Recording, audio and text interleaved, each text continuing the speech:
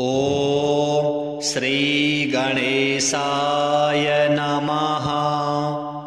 अथ श्री हनुमत् स्तोत्रम्। नमो हनुमते तुभ्यं नमो मारुतसूनवे। नमः श्रीरामभक्ताय श्यामास्याय च ते नमः।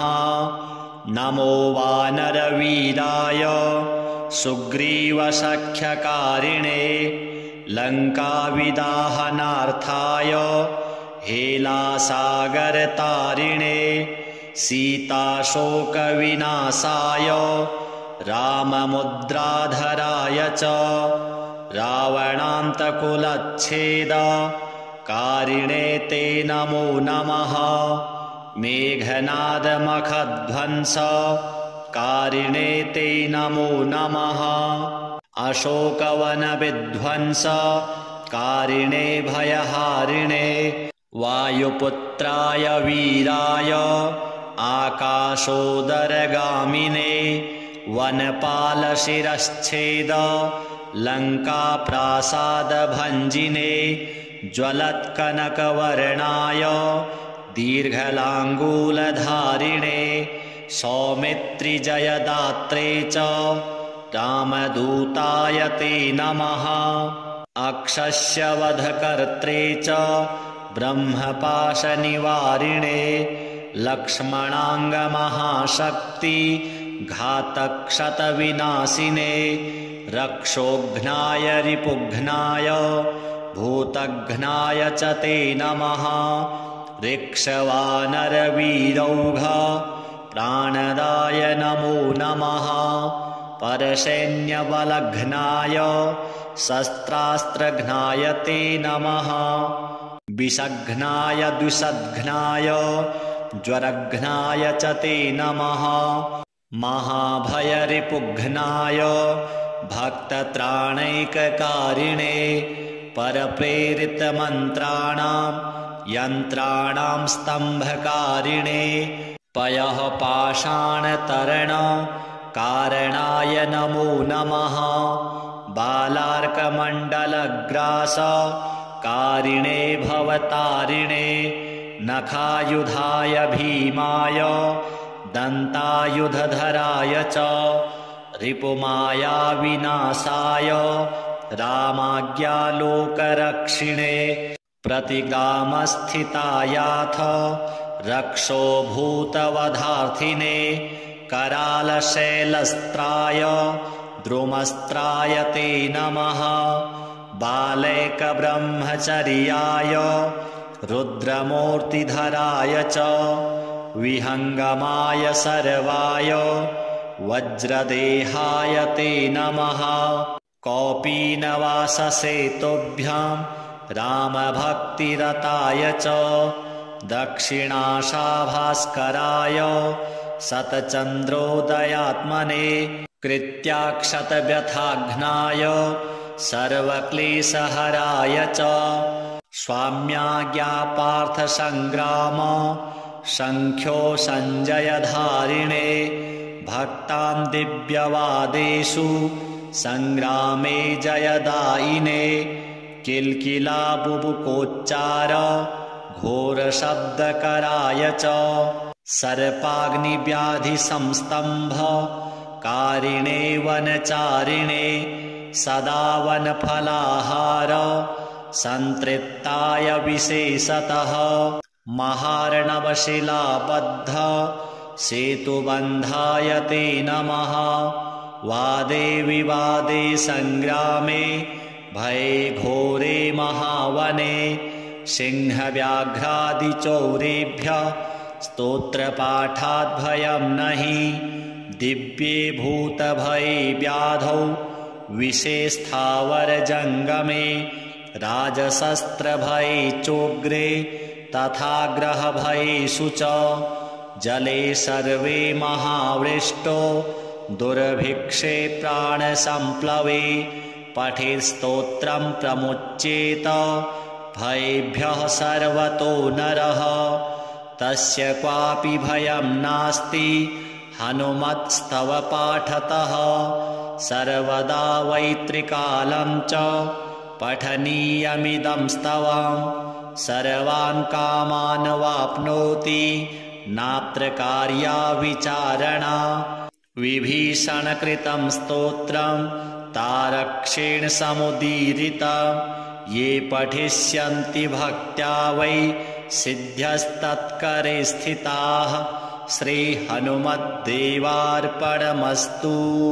नमो हनुमते तुभ्यं नमो मारुतसूनवे नमः श्रीरामभक्ताय श्यामास्याय च ते नमः। नमो वानरवीराय सुग्रीवसख्यकारिणे लङ्काविदाहनार्थाय हेलासागरतारिणे सीताशोकविनाशाय राममुद्राधराय च रावणान्तकुलच्छेदकारिणे ते नमो नमः। मेघनादमखध्वंसकारिणे ते नमो नमः। अशोकवनविध्वंसकारिणे भयहारिणे वायुपुत्राय वीराय आकाशोदरगामिने वनपालशिरश्छेद लङ्काप्रासादभञ्जिने ज्वलत्कनकवर्णाय दीर्घलाङ्गूलधारिणे सौमित्रिजयदात्रे च रामदूताय ते नमः। अक्षस्यवधकर्त्रे च ब्रह्मपाशनिवारिणे लक्ष्मणाङ्गमहाशक्ति घातक्षतविनाशिने रक्षोघ्नाय रिपुघ्नाय भूतघ्नाय च ते नमः। ऋक्षवानरवीरौघ प्राणदाय नमो नमः। परसैन्यबलघ्नाय शस्त्रास्त्रघ्नाय ते नमः। विषघ्नाय द्विषद्घ्नाय ज्वरघ्नाय च ते नमः। महाभयरिपुघ्नाय भक्तत्राणैककारिणे परप्रेरितमन्त्राणां यन्त्राणां स्तम्भकारिणे पयः पाषाणतरणकारणाय नमो नमः। बालार्कमण्डलग्रासकारिणे भवतारिणे नखायुधाय भीमाय दन्तायुधधराय च रिपुमायाविनाशाय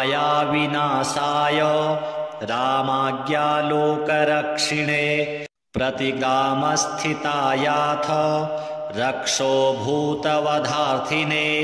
करालशैलस्त्राय द्रुमस्त्राय ते नमः। बालैकब्रह्मचर्याय रुद्रमूर्तिधराय च विहङ्गमाय सर्वाय वज्रदेहाय ते नमः। कौपीनवाससेतुभ्यां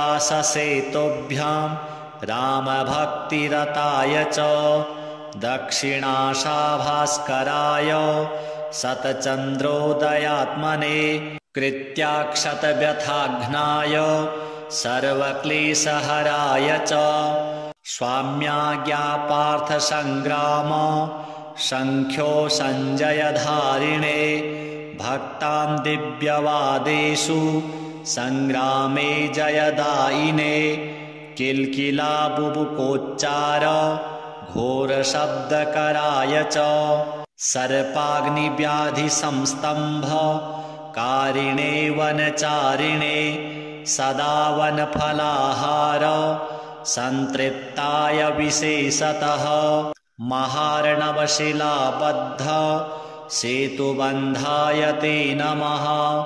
वादे विवादे सङ्ग्रामे भये घोरे महावने सिंहव्याघ्रादिचौरेभ्यः स्तोत्रपाठाद्भयं नहि दिव्ये भूतभये व्याधौ विषेस्थावरजङ्गमे राजशस्त्रभये चोग्रे तथा ग्रहभयेषु च जले सर्वे महावृष्टो दुर्भिक्षे प्राणसम्प्लवे पठेत्स्तोत्रं प्रमुच्येत भयेभ्यः सर्वतो नरः तस्य क्वापि भयं नास्ति हनुमत्स्तव पाठतः सर्वदा वैत्रिकालं च पठनीयमिदं स्तवम् सर्वान् कामान् वाप्नोति नात्र कार्या विचारणा विभीषणकृतं स्तोत्रं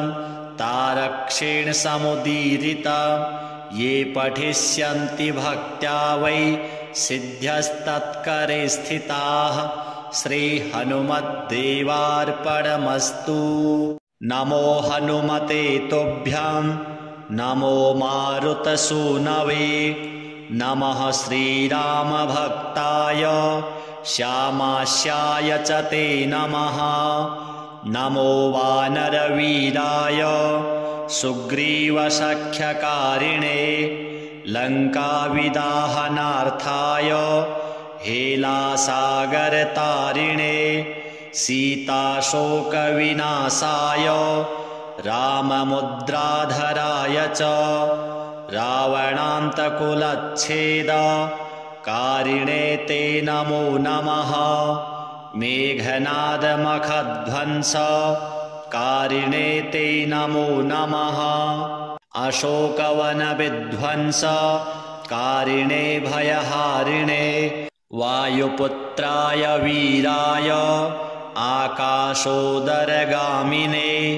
वनपालशिरश्छेद लङ्काप्रासादभञ्जिने ज्वलत्कनकवर्णाय दीर्घलाङ्गूलधारिणे सौमित्रिजयदात्रे च रामदूताय ते नमः अक्षस्यवधकर्त्रे च ब्रह्मपाशनिवारिणे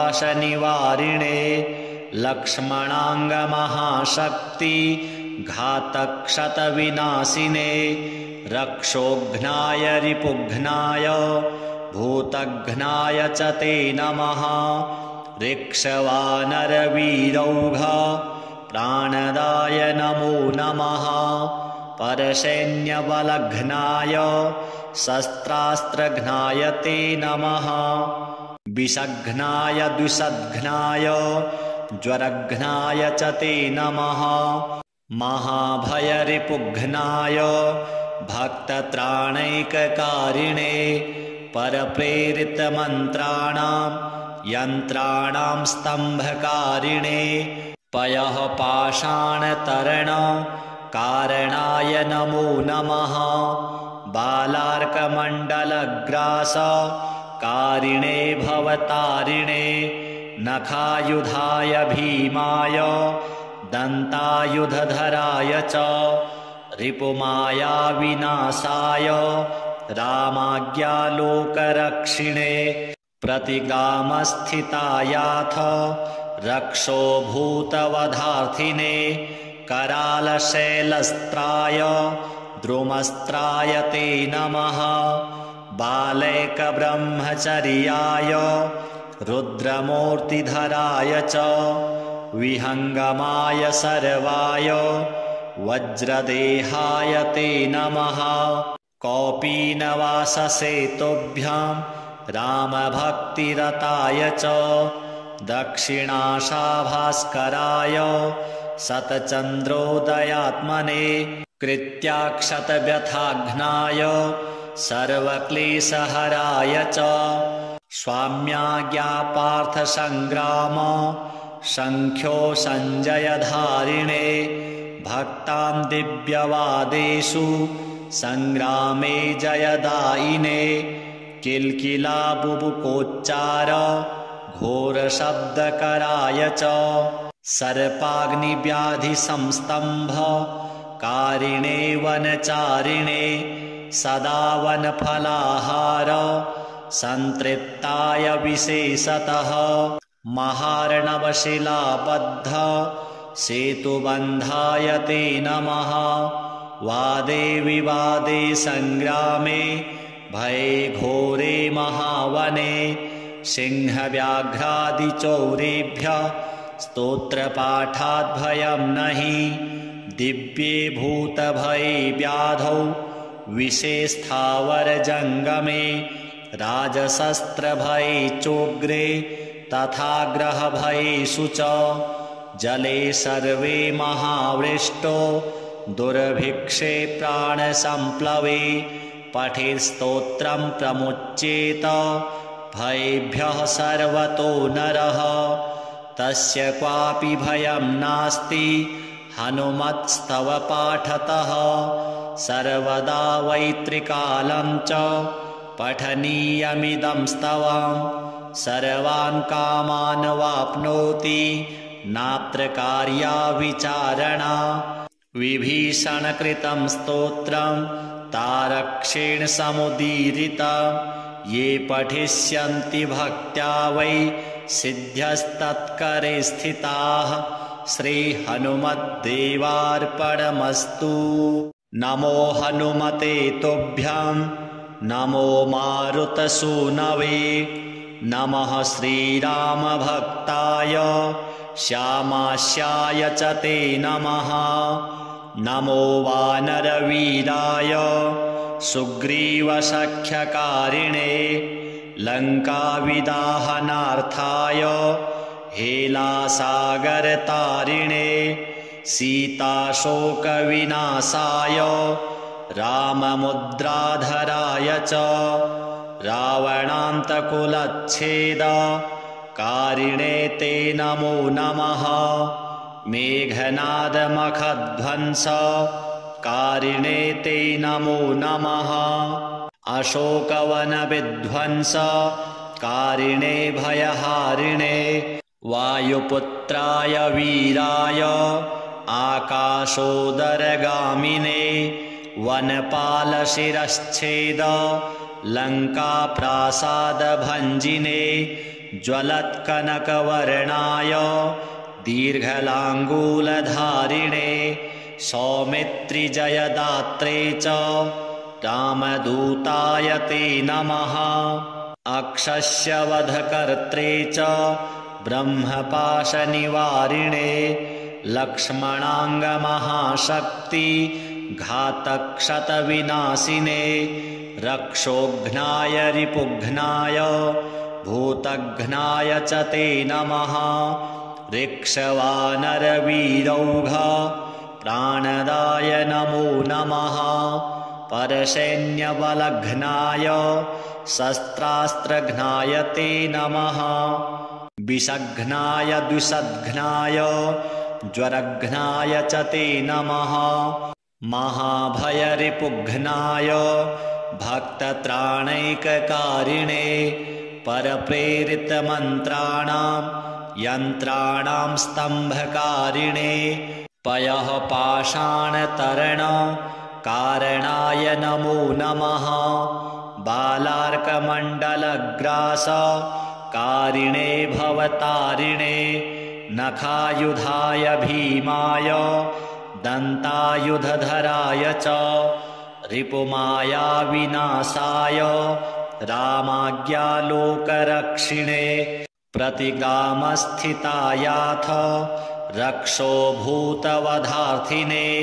करालशैलस्त्राय द्रुमस्त्राय ते नमः बालैकब्रह्मचर्याय रुद्रमूर्तिधराय च विहङ्गमाय सर्वाय वज्रदेहाय ते नमः कौपीनवाससेतुभ्यां रामभक्तिरताय च दक्षिणाशाभास्कराय शतचन्द्रोदयात्मने कृत्याक्षतव्यथाघ्नाय सर्वक्लेशहराय च स्वाम्याज्ञापार्थसङ्ग्राम शङ्ख्यो सञ्जयधारिणे भक्तां दिव्यवादेषु सङ्ग्रामे जयदायिने किल्किलाबुबुकोच्चार घोरशब्दकराय च सर्पाग्निव्याधिसंस्तम्भकारिणे वनचारिणे सदा वनफलाहार सन्तृप्ताय विशेषतः महार्णवशिलाबद्ध सेतुबन्धाय ते नमः। वादे विवादे सङ्ग्रामे भये घोरे महावने सिंहव्याघ्रादिचौरेभ्यः स्तोत्रपाठाद्भयं नहि। दिव्ये भूतभये व्याधौ विषे स्थावरजङ्गमे राजशस्त्रभये चोग्रे तथा ग्रहभयेषु च जले सर्वे महावृष्टो दुर्भिक्षे प्राणसम्प्लवे पठेत्स्तोत्रं प्रमुच्येत भयेभ्यः सर्वतो नरः। तस्य क्वापि भयं नास्ति हनुमत्स्तव पाठतः सर्वदा वैत्रिकालं च पठनीयमिदं स्तवं सर्वान् कामान् वाप्नोति नात्र कार्या विचारणा। विभीषणकृतं स्तोत्रं तारक्षेण समुदीरितं ये पठिष्यन्ति भक्त्या वै सिद्ध्यस्तत्करे स्थिताः। श्रीहनुमद्देवार्पणमस्तु। नमो हनुमते तुभ्यं नमो मारुतसूनवे नमः श्रीरामभक्ताय श्यामास्याय च ते नमः। नमो वानरवीराय सुग्रीवसख्यकारिणे लङ्काविदाहनार्थाय हेलासागरतारिणे सीताशोकविनाशाय राममुद्राधराय च रावणान्तकुलच्छेदकारिणे ते नमो नमः।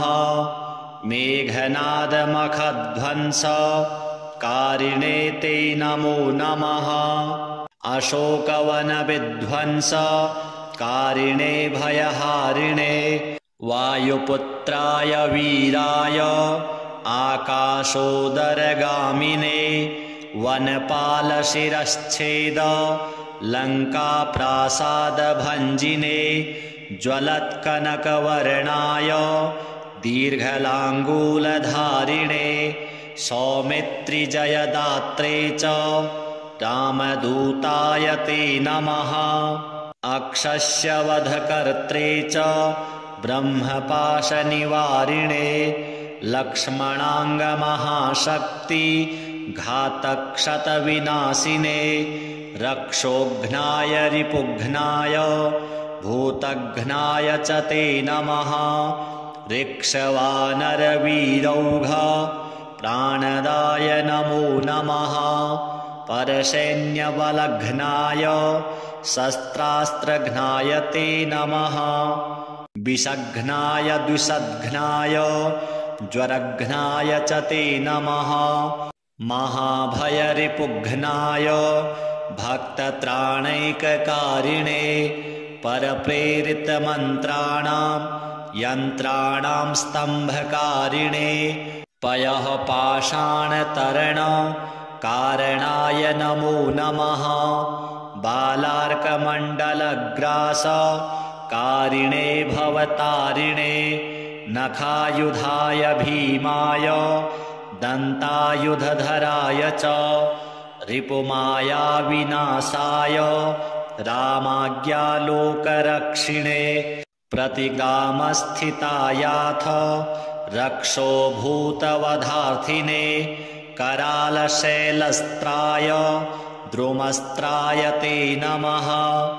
बालैकब्रह्मचर्याय रुद्रमूर्तिधराय च विहङ्गमाय सर्वाय वज्रदेहाय ते नमः। कौपीनवाससेतुभ्यां रामभक्तिरताय च दक्षिणाशाभास्कराय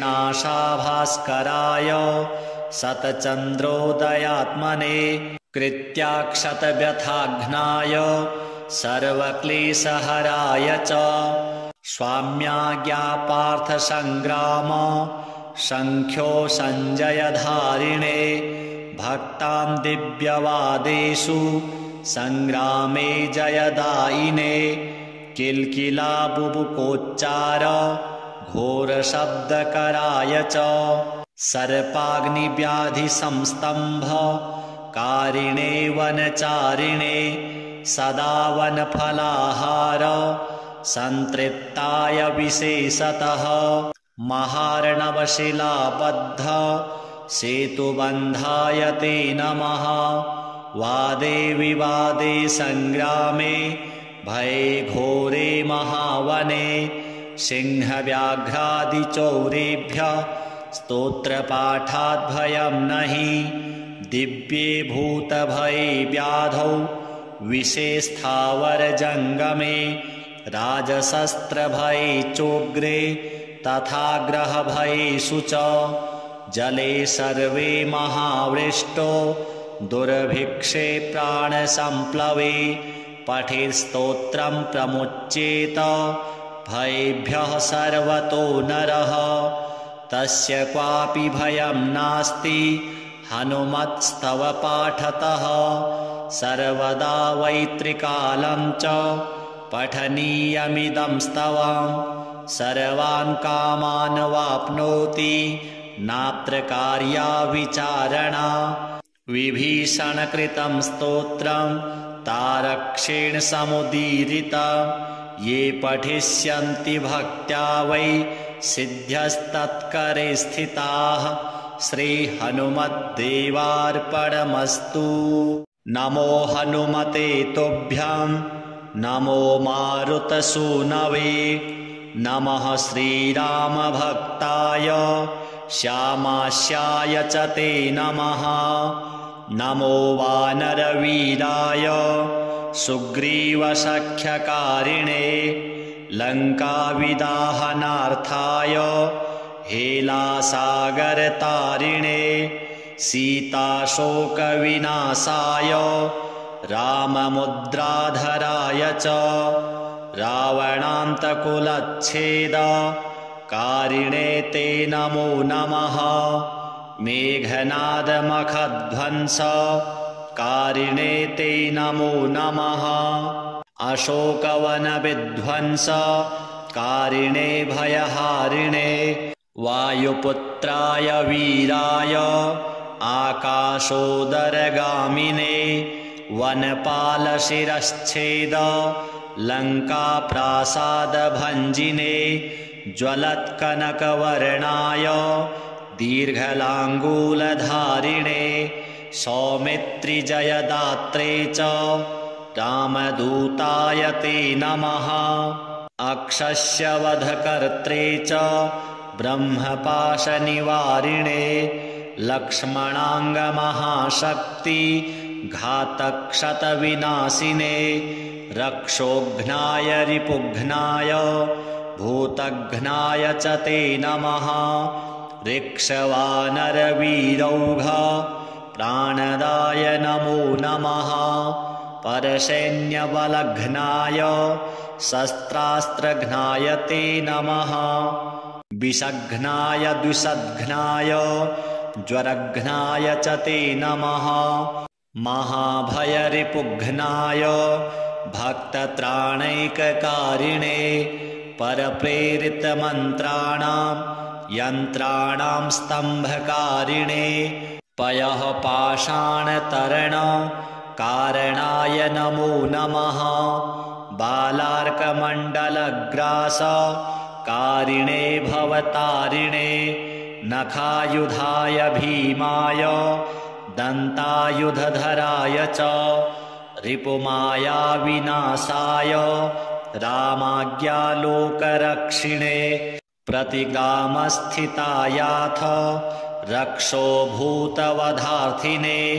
करालशैलस्त्राय द्रुमस्त्राय ते नमः।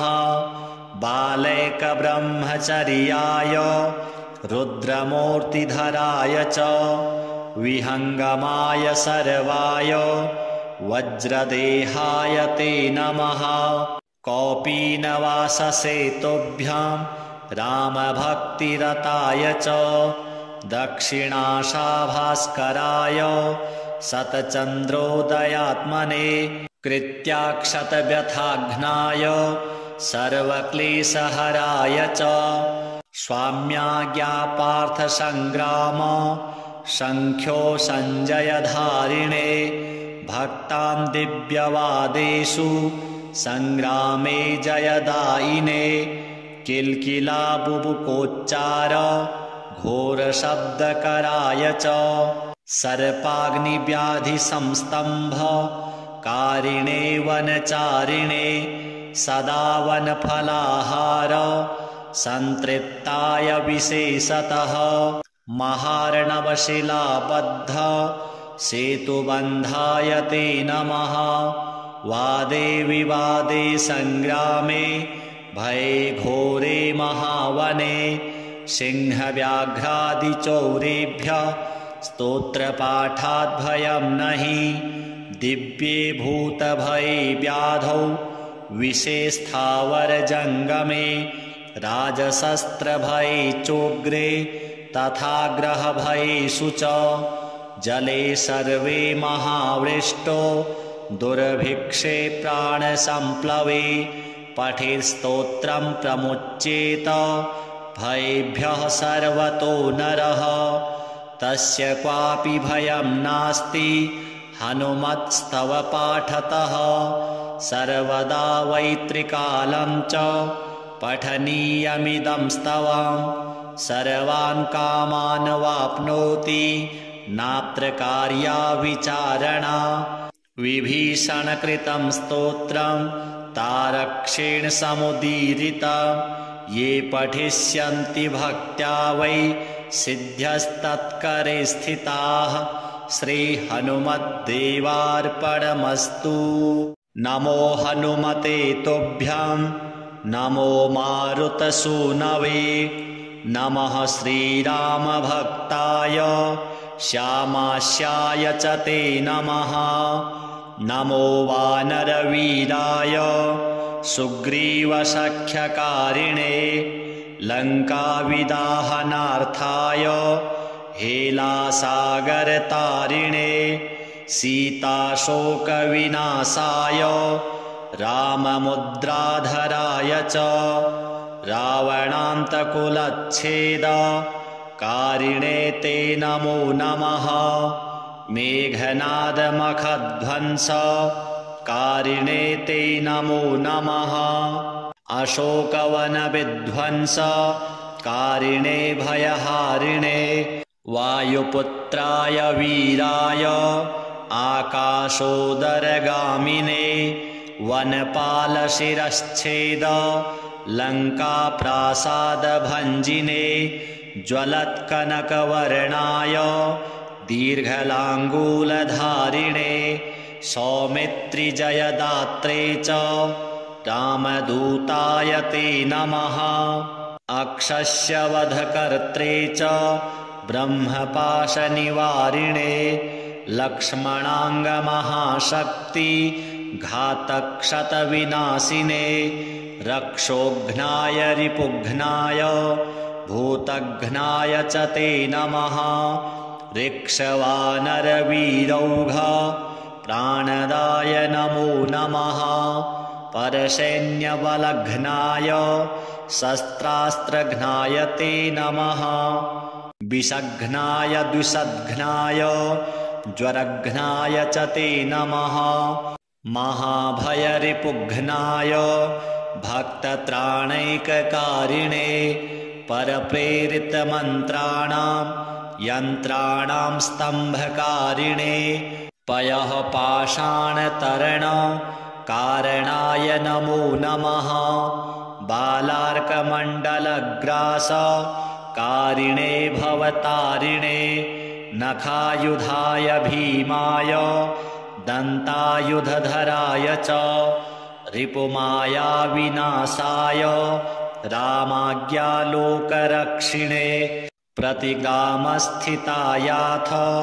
रक्षोभूतवधार्थिने करालशैलस्त्राय द्रुमस्त्राय ते नमः बालैकब्रह्मचर्याय रुद्रमूर्तिधराय च विहङ्गमाय सर्वाय वज्रदेहाय ते नमः कौपीनवाससेतुभ्यां रामभक्तिरताय च दक्षिणाशाभास्कराय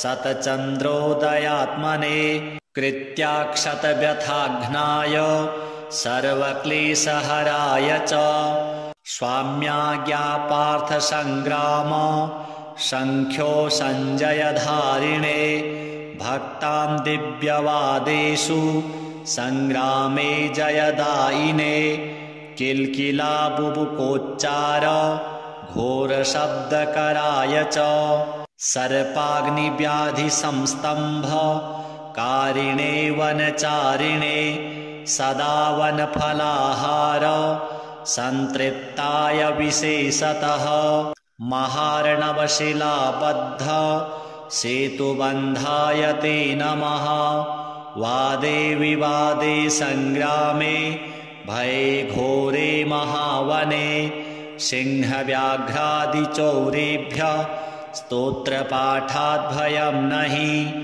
दिव्ये भूतभये व्याधौ विषेस्थावरजङ्गमे राजशस्त्रभये चोग्रे तथा ग्रहभयेषु च जले सर्वे महावृष्टो दुर्भिक्षे प्राणसम्प्लवे पठेत्स्तोत्रं प्रमुच्येत भयेभ्यः सर्वतो नरः तस्य क्वापि भयं नास्ति हनुमत्स्तव पाठतः सर्वदा वैत्रिकालं च पठनीयमिदं स्तवं सर्वान् कामान् वाप्नोति नात्र कार्या विचारणा विभीषणकृतं स्तोत्रं तारक्षेण समुदीरितं ये पठिष्यन्ति भक्त्या वै सिद्ध्यस्तत्करे स्थिताः श्रीहनुमद्देवार्पणमस्तु। नमो हनुमते तुभ्यं नमो मारुतसूनवे नमः श्रीरामभक्ताय श्यामास्याय च ते नमः नमो वानरवीराय सुग्रीवसख्यकारिणे लङ्काविदाहनार्थाय हेलासागरतारिणे सीताशोकविनाशाय राममुद्राधराय च रावणान्तकुलच्छेदकारिणे ते नमो नमः मेघनादमखध्वंसकारिणे ते नमो नमः अशोकवनविध्वंसकारिणे भयहारिणे वायुपुत्राय वीराय आकाशोदरगामिने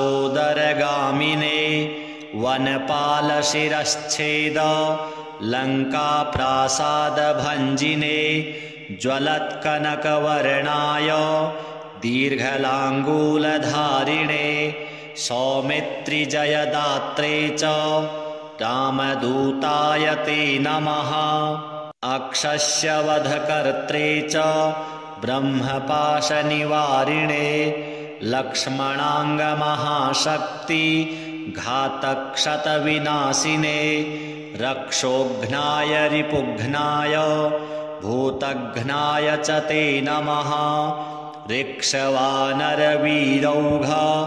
प्राणदाय नमो नमः परसैन्यबलघ्नाय शस्त्रास्त्रघ्नाय ते नमः विषघ्नाय द्विषद्घ्नाय ज्वरघ्नाय च ते नमः महाभयरिपुघ्नाय भक्तत्राणैककारिणे परप्रेरितमन्त्राणां यन्त्राणां स्तम्भकारिणे पयः पाषाणतरणकारणाय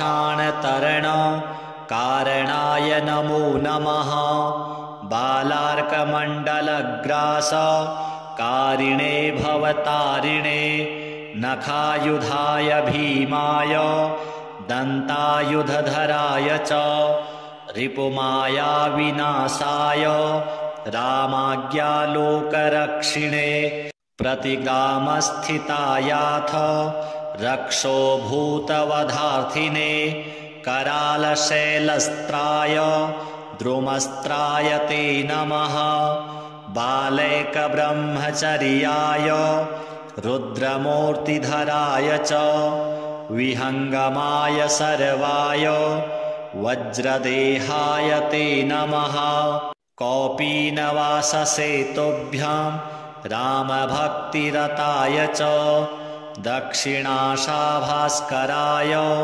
शतचन्द्रोदयात्मने कृत्याक्षतव्यथाघ्नाय सर्वक्लेशहराय च स्वाम्याज्ञापार्थसङ्ग्राम शङ्ख्यो सञ्जयधारिणे भक्तां दिव्यवादेषु सङ्ग्रामे जयदायिने किल्किलाबुबुकोच्चार घोरशब्दकराय च सर्पाग्निव्याधिसंस्तम्भ कारिणे वनचारिणे सदा वनफलाहार सन्तृप्ताय विशेषतः महार्णवशिलाबद्ध सेतुबन्धाय ते नमः वादे विवादे सङ्ग्रामे भये घोरे महावने सिंहव्याघ्रादिचौरेभ्यः स्तोत्रपाठात् भयं नहि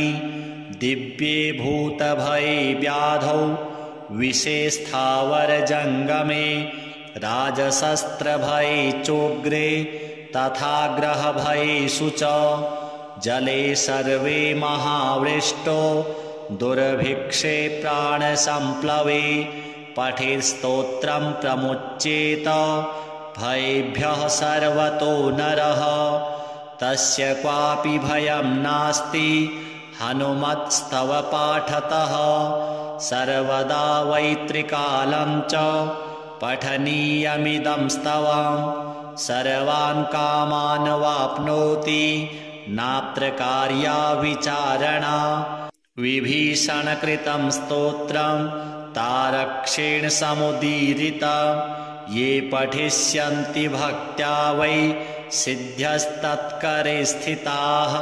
श्रीहनुमद्देवार्पणमस्तु। नमो हनुमते तुभ्यं नमो मारुतसूनवे नमः श्रीरामभक्ताय श्यामास्याय च ते नमः नमो वानरवीराय सुग्रीवसख्यकारिणे लङ्काविदाहनार्थाय हेलासागरतारिणे सीताशोकविनाशाय राममुद्राधराय च रावणान्तकुलच्छेद कारिणे ते नमो नमः मेघनादमखध्वंस कारिणे ते नमो नमः अशोकवनविध्वंस कारिणे भयहारिणे वायुपुत्राय वीराय आकाशोदरगामिने वनपालशिरश्छेद लङ्काप्रासादभञ्जिने ज्वलत्कनकवर्णाय दीर्घलाङ्गूलधारिणे सौमित्रिजयदात्रे च रामदूताय ते नमः अक्षस्यवधकर्त्रे च ब्रह्मपाशनिवारिणे लक्ष्मणाङ्गमहाशक्ति घातक्षतविनाशिने रक्षोघ्नाय रिपुघ्नाय भूतघ्नाय च ते नमः ऋक्षवानरवीरौघ प्राणदाय नमो नमः परसैन्यबलघ्नाय शस्त्रास्त्रघ्नाय ते नमः विषघ्नाय द्विषद्घ्नाय ज्वरघ्नाय च ते नमः महाभयरिपुघ्नाय भक्तत्राणैककारिणे परप्रेरितमन्त्राणां यन्त्राणां स्तम्भकारिणे पयः पाषाणतरण कारणाय नमो नमः बालार्कमण्डलग्रास कारिणे भवतारिणे नखायुधाय भीमाय दन्तायुधधराय च रिपुमाया विनाशाय रामाज्ञालोकरक्षिणे प्रतिगामस्थितायाथ रक्षो भूतवधार्थिने करालशैलस्त्राय द्रुमस्त्राय ते नमः बालैकब्रह्मचर्याय रुद्रमूर्तिधराय च विहङ्गमाय सर्वाय वज्रदेहाय ते नमः कौपीनवाससेतुभ्यां रामभक्तिरताय च दक्षिणाशाभास्कराय शतचन्द्रोदयात्मने कृत्याक्षतव्यथाघ्नाय सर्वक्लेशहराय च स्वाम्याज्ञापार्थसङ्ग्राम शङ्ख्यो सञ्जयधारिणे भक्तां दिव्यवादेषु सङ्ग्रामे जयदायिने किल्किलाबुबुकोच्चार घोरशब्दकराय च सर्पाग्निव्याधिसंस्तम्भ कारिणे वनचारिणे सदा वनफलाहार सन्तृप्ताय विशेषतः महार्णवशिलाबद्ध सेतुबन्धाय ते नमः वादे विवादे सङ्ग्रामे भये घोरे महावने सिंहव्याघ्रादिचौरेभ्यः स्तोत्रपाठाद्भयं नहि दिव्ये भूतभये व्याधौ विषेस्थावरजङ्गमे राजशस्त्रभये चोग्रे तथा ग्रहभयेषु च जले सर्वे महावृष्टो दुर्भिक्षे प्राणसम्प्लवे पठेत्स्तोत्रं प्रमुच्येत भयेभ्यः सर्वतो नरः तस्य क्वापि भयं नास्ति हनुमत्स्तव पाठतः सर्वदा वैत्रिकालं च पठनीयमिदं स्तवं सर्वान् कामान् वाप्नोति नात्र कार्या विचारणा विभीषणकृतं स्तोत्रं तारक्षेण समुदीरितं ये पठिष्यन्ति भक्त्या वै सिद्ध्यस्तत्करे स्थिताः श्रीहनुमद्देवार्पणमस्तु।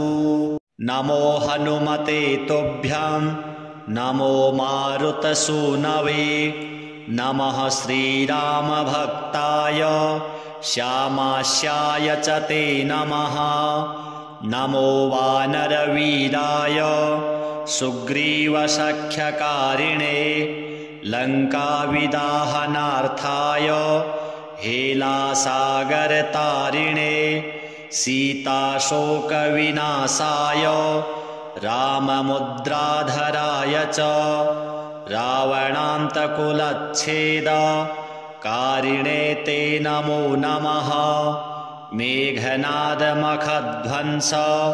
कारिणे ते नमो नमः अशोकवनविध्वंस कारिणे भयहारिणे वायुपुत्राय वीराय आकाशोदरगामिने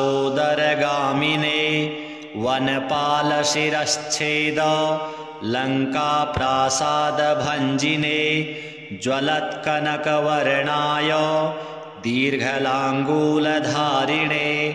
सौमित्रिजयदात्रे च रामदूताय ते नमः अक्षस्यवधकर्त्रे च ब्रह्मपाशनिवारिणे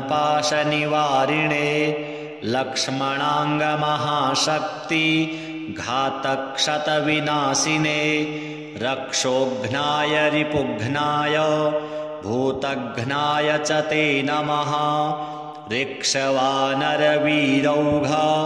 प्राणदाय नमो नमः परसैन्यबलघ्नाय शस्त्रास्त्रघ्नाय ते नमः विषघ्नाय द्विषद्घ्नाय ज्वरघ्नाय च ते नमः महाभयरिपुघ्नाय भक्तत्राणैककारिणे परप्रेरितमन्त्राणां यन्त्राणां स्तम्भकारिणे पयः पाषाणतरणकारणाय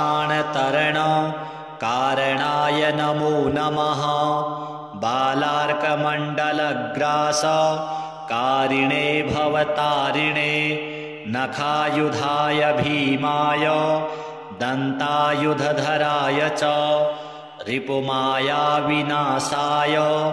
रामाज्ञालोकरक्षिणे प्रतिग्रामस्थितायाथ रक्षोभूतवधार्थिने करालशैलस्त्राय द्रुमस्त्राय ते नमः बालैकब्रह्मचर्याय रुद्रमूर्तिधराय च विहङ्गमाय सर्वाय वज्रदेहाय ते नमः कौपीनवाससेतुभ्यां रामभक्तिरताय च दक्षिणाशाभास्कराय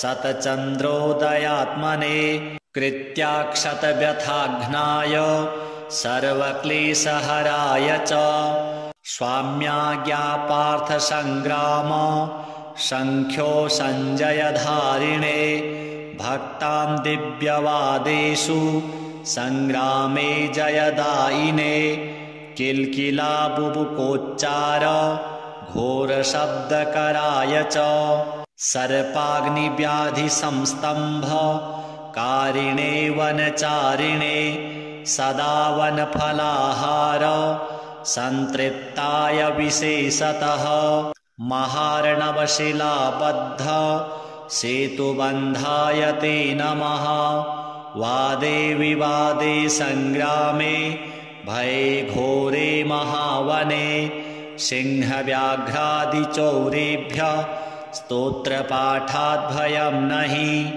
दिव्ये भूतभये व्याधौ विषेस्थावरजङ्गमे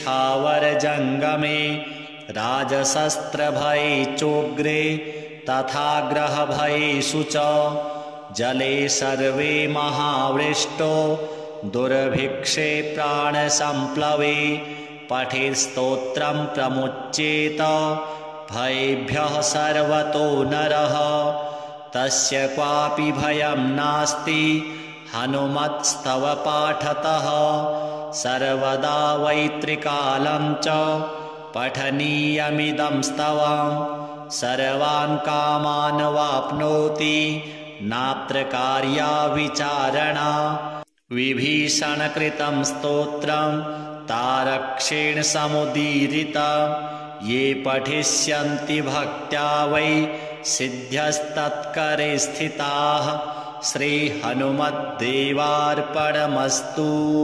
नमो हनुमते तुभ्यं नमो मारुतसूनवे नमः श्रीरामभक्ताय श्यामास्याय च ते नमः नमो वानरवीराय सुग्रीवसख्यकारिणे लङ्काविदाहनार्थाय हेलासागरतारिणे सीताशोकविनाशाय राममुद्राधराय च रावणान्तकुलच्छेदकारिणे ते नमो नमः मेघनादमखध्वंसकारिणे ते नमो नमः अशोकवनविध्वंसकारिणे भयहारिणे वायुपुत्राय वीराय आकाशोदरगामिने वनपालशिरश्छेद लङ्काप्रासादभञ्जिने ज्वलत्कनकवर्णाय दीर्घलाङ्गूलधारिणे सौमित्रिजयदात्रे च रामदूताय ते नमः अक्षस्यवधकर्त्रे च ब्रह्मपाशनिवारिणे लक्ष्मणाङ्गमहाशक्ति घातक्षतविनाशिने रक्षोघ्नाय रिपुघ्नाय भूतघ्नाय च ते नमः ऋक्षवानरवीरौघ प्राणदाय नमो नमः परसैन्यबलघ्नाय शस्त्रास्त्रघ्नाय ते नमः विषघ्नाय द्विषद्घ्नाय ज्वरघ्नाय च ते नमः महाभयरिपुघ्नाय भक्तत्राणैककारिणे परप्रेरितमन्त्राणां यन्त्राणां स्तम्भकारिणे पयः पाषाणतरण कारणाय नमो नमः बालार्कमण्डलग्रास कारिणे भवतारिणे नखायुधाय भीमाय दन्तायुधधराय च रिपुमायाविनाशाय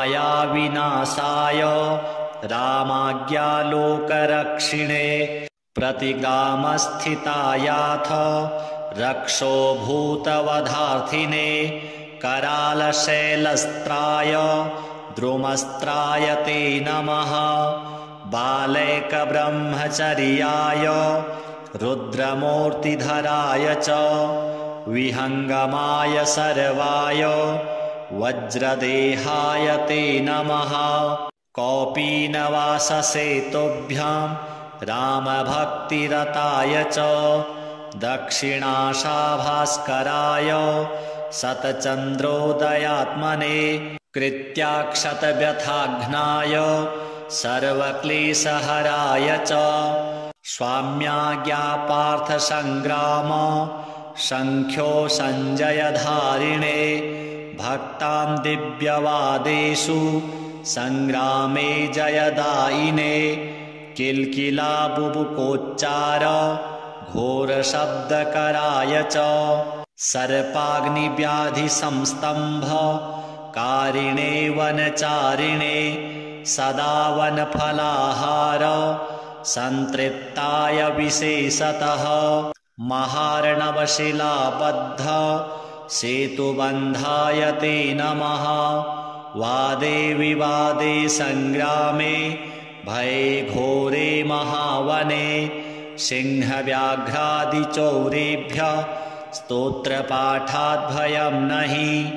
दिव्ये भूतभये व्याधौ विषे स्थावरजङ्गमे राजशस्त्रभये चोग्रे तथा ग्रहभयेषु च जले सर्वे महावृष्टो दुर्भिक्षे प्राणसम्प्लवे पठेत्स्तोत्रं प्रमुच्येत भयेभ्यः सर्वतो नरः तस्य क्वापि भयं नास्ति हनुमत्स्तव पाठतः सर्वदा वैत्रिकालं च पठनीयमिदं स्तवं सर्वान् कामान् वाप्नोति नात्र कार्या विचारणा विभीषणकृतं स्तोत्रं तारक्षेण समुदीरितं ये पठिष्यन्ति भक्त्या वै सिद्ध्यस्तत्करे स्थिताः